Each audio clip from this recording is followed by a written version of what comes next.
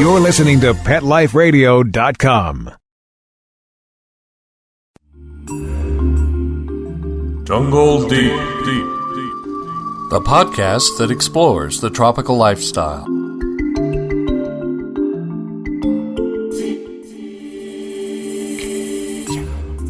Hello, and welcome to the podcast Jungle Deep. This is your host, Dr. Jones. We are on safari, and I'm here with you to learn, to have fun, and to explore the jungle.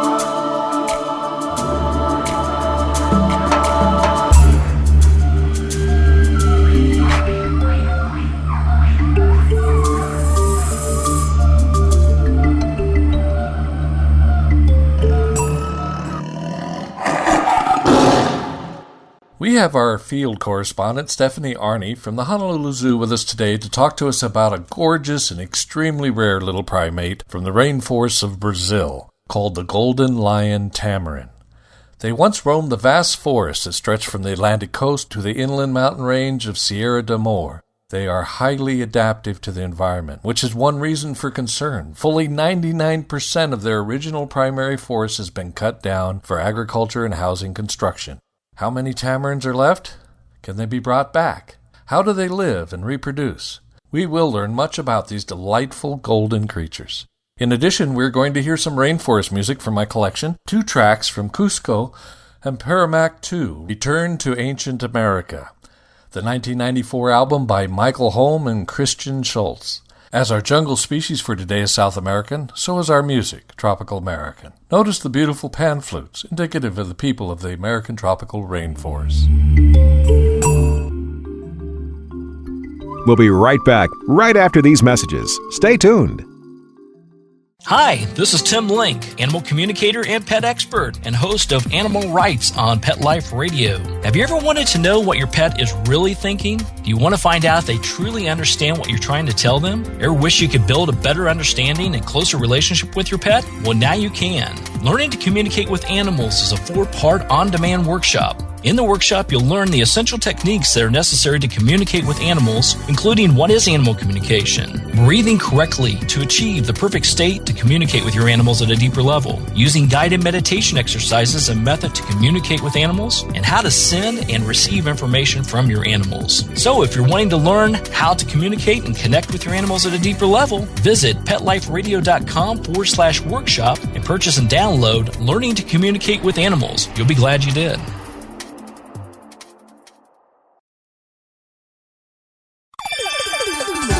Let's Talk Pets on PetLifeRadio.com. We are going to talk to our field correspondent from the Honolulu Zoo, Stephanie Arne, about tamarins today. Hello, Stephanie. Aloha, everyone. Tamarins. All I know is they're beautiful monkeys, but they are gorgeous and they're rare. I'm anxious to learn a little bit about them today. You have some there at the Honolulu Zoo, do you not? Yeah, we do. We have a couple. Cute little couple. A cute couple. Are they the Golden Lion Tamarins or a different kind? They are Golden Lion Tamarins. And Golden Lion Tamarins are a very small species of monkey. Another small species would be the marmoset. So if you guys ever see pictures on the internet or in TV shows where it's like a tiny little monkey that looks about 1.5 pounds that could fit on your shoulder, that's the tamarin or a marmoset. Are these the same thing, or are they 2 different varieties of small monkey? 2 different types of monkeys. Okay, and there's more than one kind of tamarin, which I was surprised to learn about. I've always known about the lion-headed tamarins, those beautiful golden monkeys, but apparently there's 4 different species with us today, is that right? let's see, there's about 4 different types of Golden Lion Tamarin. So you have Golden Lion Tamarin, you have Golden Headed Tamarin, you have Black Tamarin, and Black Faced Tamarin. And why they're in the Golden Lion Tamarin family is because they have that mane around them that reminds you a lot of a lion mane. Yeah, go ahead and describe them a little further for people who don't know what they are. They're small monkeys, they're 1.5 pounds. They come from South America. They're a New World monkey, which means they have a tail, a long tail, and they have this beautiful face. Tell us a little more about them. Well, Ken, let's not go too far. Some of their faces do not have hair on them. They look like squishy little old man faces. And if they're lucky, they're beautiful enough to be called the Golden Lion Tamarin, which still has that squishy face, but a beautiful orange fur all over their entire bodies. And they have extremely long tails. But they're not prehensile. They can't wrap around trees like a lot of other New World monkeys can. Oh, really? Some other different types of tamarins that people might be aware of are the Emperor Tamarin, which is the tamarin that has the huge mustache. And then there's the Cotton Top Tamarin, which reminds me of when you look at them, they have this huge mohawk, and they look a lot like some of the characters in the movie Last of the Mohicans.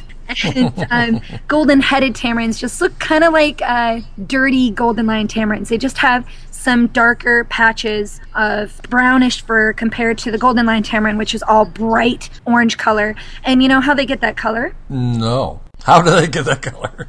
From carotenoids. It's like a pigment from a lot of the food that they get. They get it from eating carrots. Look.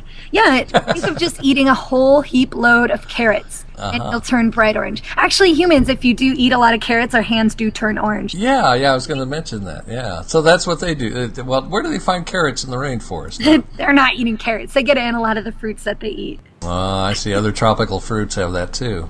But some of them have black and brown on them. They're not all this beautiful orange color.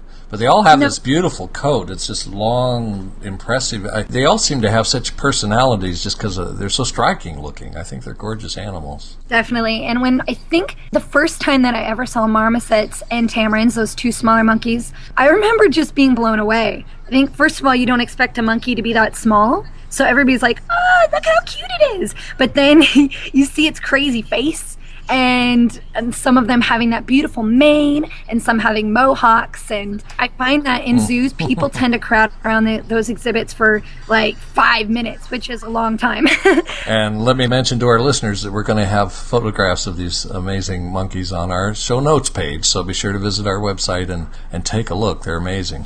With the tamarins, they're what we call monomorphic. So the males and females look the same, which being sexually dimorphic is when they look different.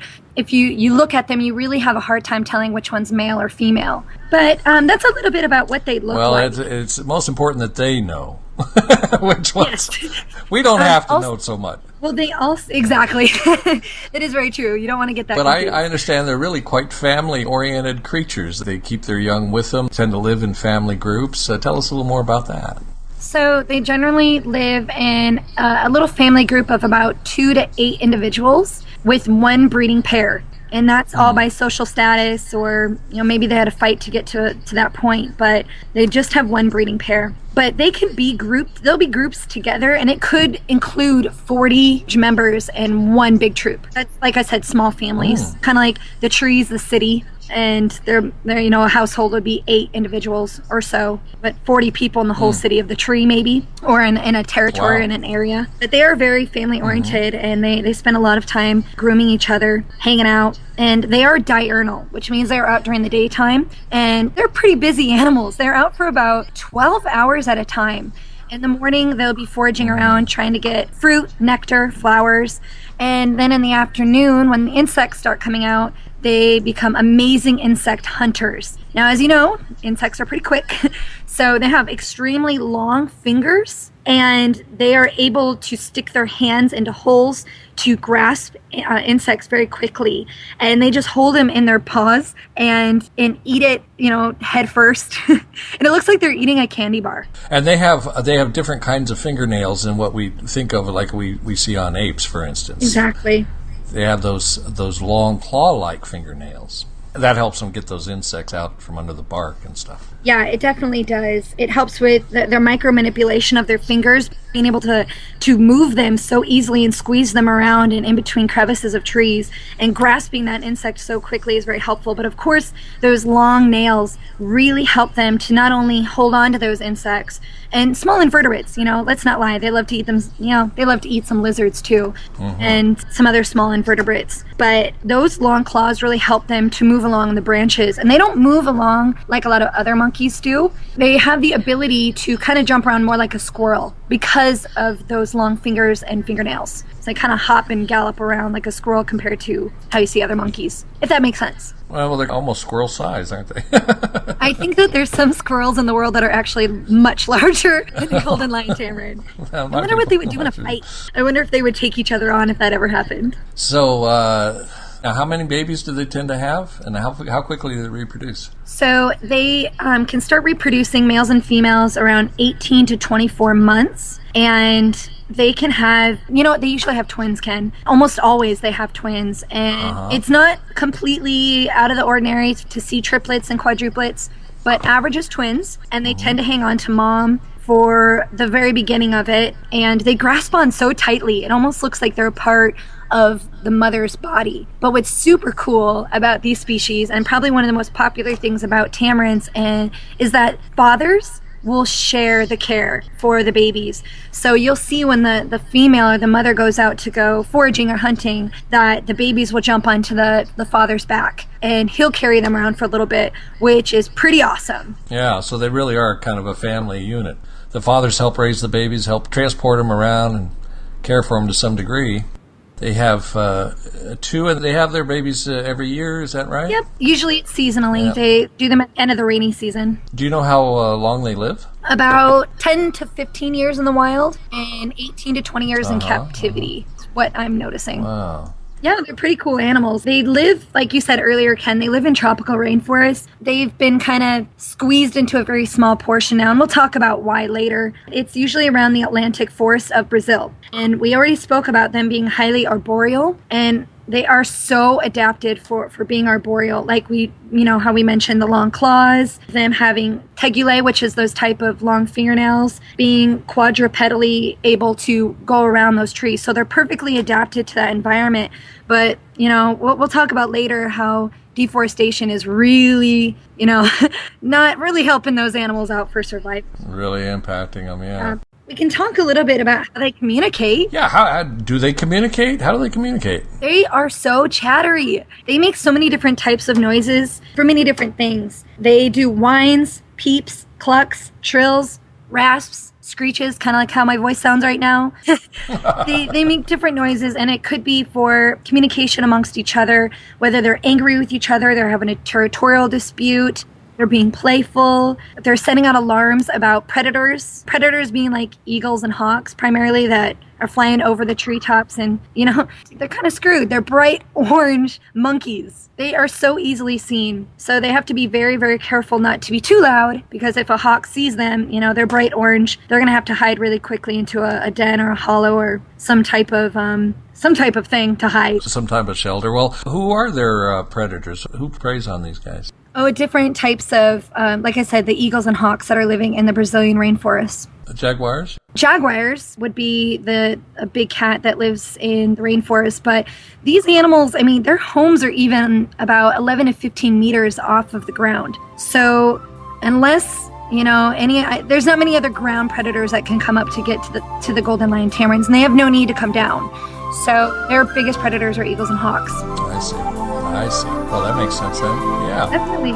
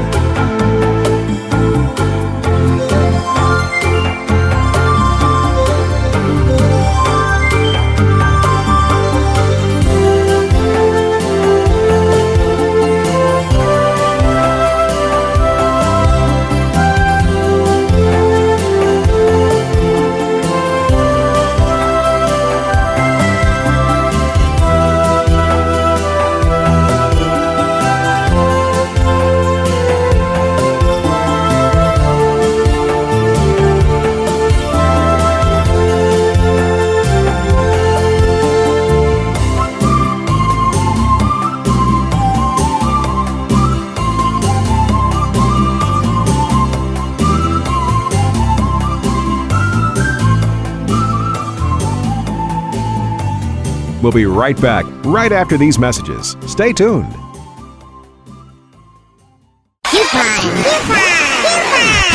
Radio has doggone fur-flying fantastic deals for our listeners. Go to petcodeals.com and get $6 off your order of $60 or more and up to 40% off hundreds of items at Petco. Petcodeals.com. But that's not all. Are you talking to me? Pet Life Radio listeners, try Audible.com now and get your first 30 days of Audible Listener Gold membership plan free. And get a free audiobook. Choose from over 100,000 titles. To get this great deal, go to audibledeals.com. That's audibledeals.com. The new Dyson Animal Vacs are powerful bagless upright vacuums for homes with pets. Air muscle and radio root cyclone technology generates the strongest suction power to powerfully remove dust, dirt, and pet hair from the home or car. Go to DysonDeals.com. DysonDeals.com To order your Dyson Animal Vac today.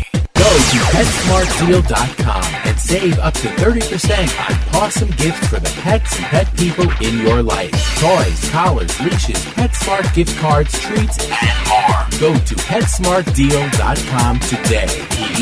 PetSmartDeal.com. The beautiful Honolulu Zoo welcomes you in the spirit of aloha to come and explore their tropical paradise filled with exotic animals. Much more than a typical zoo experience, the Honolulu Zoo offers many specialized programs for the entire family. Look into their vacation adventures, Kiki's Night Out, stargazing at the zoo, twilight tours, and snooze in the zoo overnight adventures. All of this and more is available through the zoo's website. Visit honoluluzoo.org for all the information.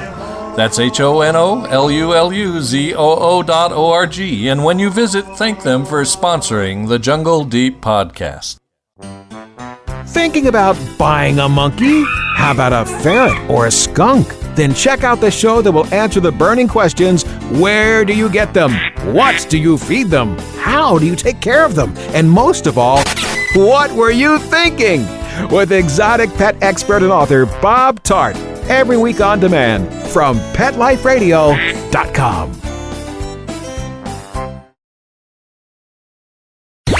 Let's talk pets Let's talk pets on Pet Life Radio. Pet Life Radio. PetLifeRadio.com.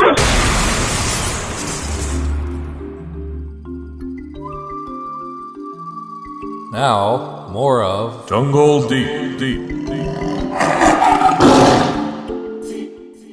Well, with all that noise they make, I would assume they have quite a vocabulary, and that would tend to imply to me that they're pretty smart. Are they fairly intelligent animals? I would say so. I think to me, when an animal is extremely intelligent, it's because they've mastered living in their environment.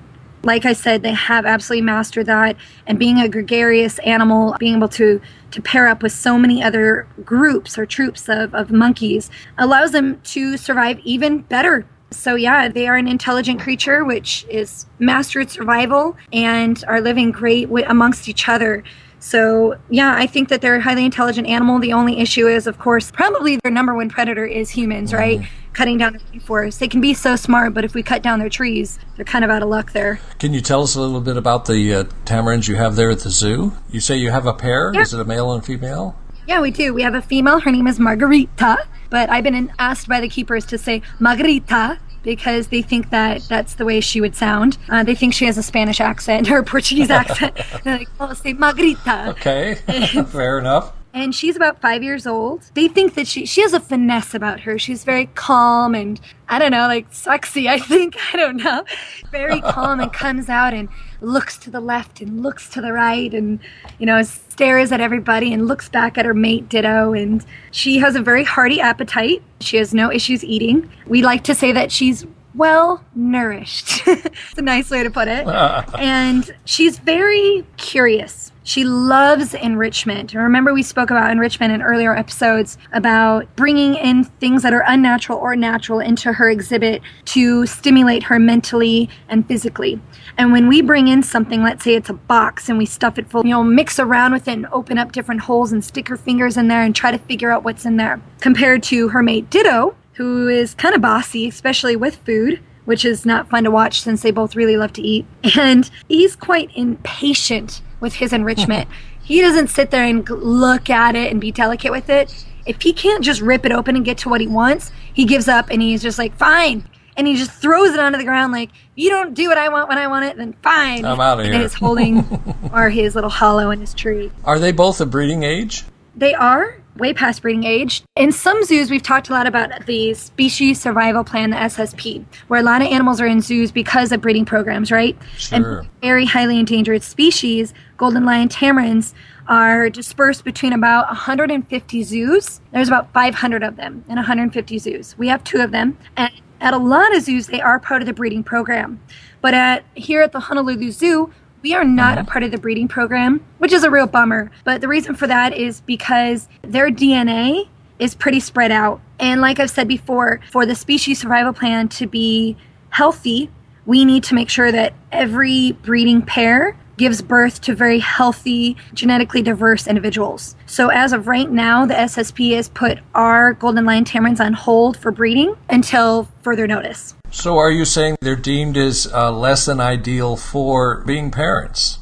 No, they're great parents. I just think that they need more genetic diversity. In their makeup, there's no way they can get that. That's just the way they are. So they're just not well paired, I suppose. They're let's just say, because they've been traded between other zoos, their genes have been very well dispersed. So as of right now, with the captive amount of Golden Lion Tamarins that are out there, nobody has a need for Margarita and Ditto's work. Well, I understand that they are very endangered. There's not really many of them left. I just would assume any rare animal, if you had a male and female, you'd automatically want to breed them. But through the zoo associations, they take a really close look at this, and they pay a lot of attention to the genetic history of these animals. And they don't just breed any pair just because they're rare. Exactly, Ken. And I think a lot of people have a hard time realizing that we know what we're doing. The SSP knows what they're doing. The AZA, the American Zoological Association, knows what they're doing. They spend every single day focused on trying to save animal species, and we're just a part of their team doing so. They know the genetic diversity with all the species that are in captivity, and they have a long-term plan for that. So if they tell us that our breeding pair is not ready yet or is not needed, then we're going to listen to them and respect their knowledge and their experience. Don't just breed anything, because it might actually hurt the population if we were to do so, especially if we were to release them back in the wild, which a lot of zoos are a part of. There's about 140 zoos that are out there that are trying to help the Golden Lion Tamarin Association, their reintroduction program. And in 1996, they were critically endangered. There was like 400 of them left. I know there was 200 left in 1960. In 1996, they were critically endangered. And once they started really stepping up, ICUN and CITES, once they decided to make them critically endangered and endangered, because they keep going back and forth, how their numbers fluctuate, then people really started stepping up, and the reintroduction program started, and now we're at a healthier number, that's for sure. Still, they are working towards a huge goal, and one of the organizations I'm going to give a shout out to is SaveTheLionTamarin.org. And this organization has a huge goal that I think by 2015 or 2020, excuse me for not knowing the exact date, but they want to have 2,000 wild tamarins and about, I think, 62,000 acres of land protected for these animals. So as of right now, we have 1,500 wild tamarins out there, but their goal is for 2,000. With all of the breeding programs going on in captivity, as well as the breeding programs going on within 3 different organizations in Brazil, they're trying to work together to increase those numbers. And of course, gain more protected land, which is the biggest thing, is the more land that we can buy, that's more homes for the Golden Lion Tamarins to live in without the fear of their home being cut down. Buying it and protecting it's the other big part of that. That's often a challenge, is being able to protect the land. Well, this begs the question, how do you prevent them from breeding if you have a male and female that are breeding age and they don't have permission? Well, I'm not so sure they care about your permission. Well, that is when veterinarians need to give them birth control. Now, how do you do that? Yeah, do you know that? Zoos give birth control to animals when you absolutely need to stop breeding. So hormonal control. We can, vets can put an implant, like an implant-on of some sort into the body, or they can put maybe pills into their food of some sort, but usually it is put into their bodies. And it's not extremely common. It's just when we need to control the timing, usually, of mating and breeding. I see. So it's going to be a hormonal control. Exactly.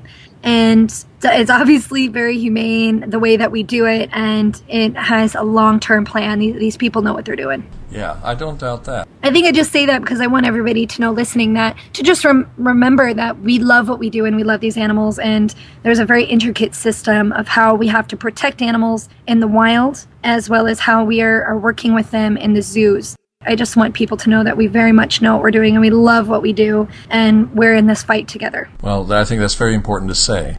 So in summary now, we have how many of these animals left in captivity? About 500 spread between 150 zoos? Yep. And then we've got about 1,500 of them in the wilds that we know of? Yeah, about 1,600, and they're dispersed between 3 different parks in Brazil. Well, that's not very many. I find numbers in 1, 2, 3,000, 4,000, 6,000. It's not very many animals in the entire world. No. That makes me really worried about their future. I'm glad there's organizations working to try to turn that around, and it sounds like they are having some success, and thank goodness for that, because we sure need that. But man, that's pretty scary. Those are scary numbers in my book.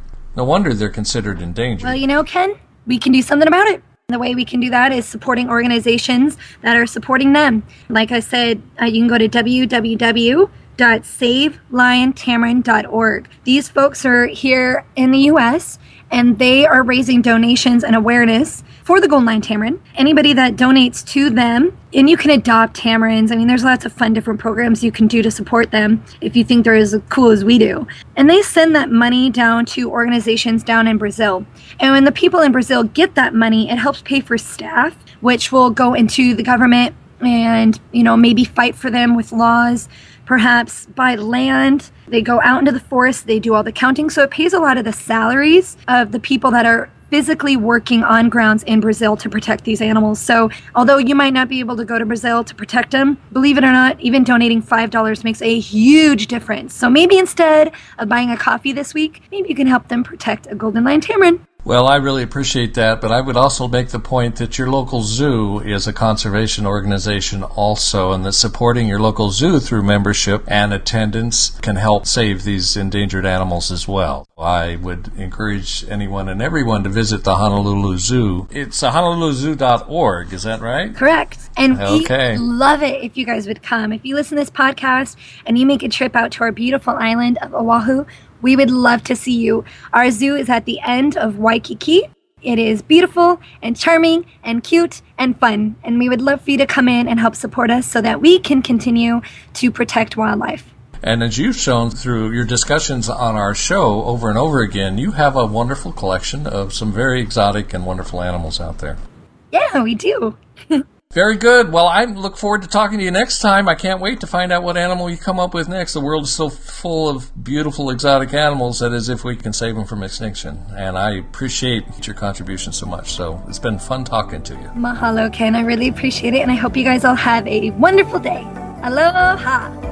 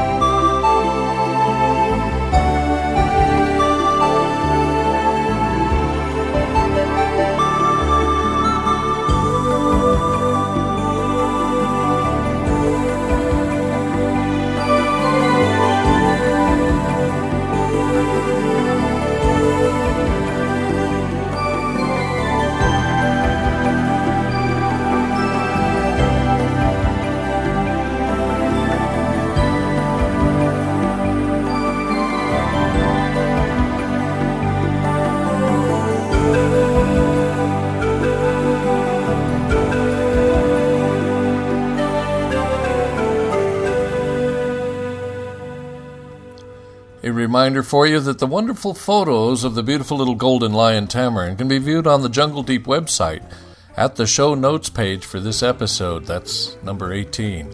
You can find additional information there too.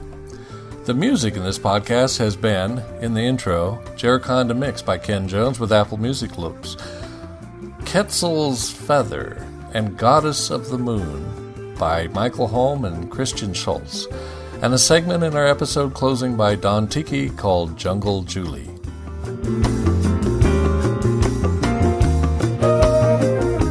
Be sure to share Jungle Deep Podcast with your friends and co-workers.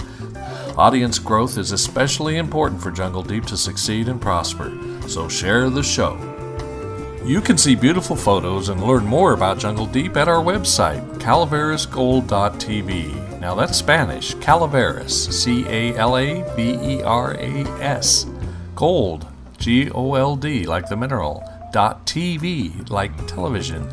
You gotta check it out. Where else can you go for this kind of fun? Just click on the Jungle Deep title in the header directory. Our show notes pages have valuable links for you. I invite you to email me at jungledeep@calaverasgold.tv and follow me on Twitter. Search for Jungle Deep or Ken Jones 56, all one word. I would love to hear your ideas for the show. Well, the show's over for today, so it's time to refill my Mai Tai, mount my elephant, and head back into the jungle. Let's Talk Pets, every week on demand, only on PetLifeRadio.com.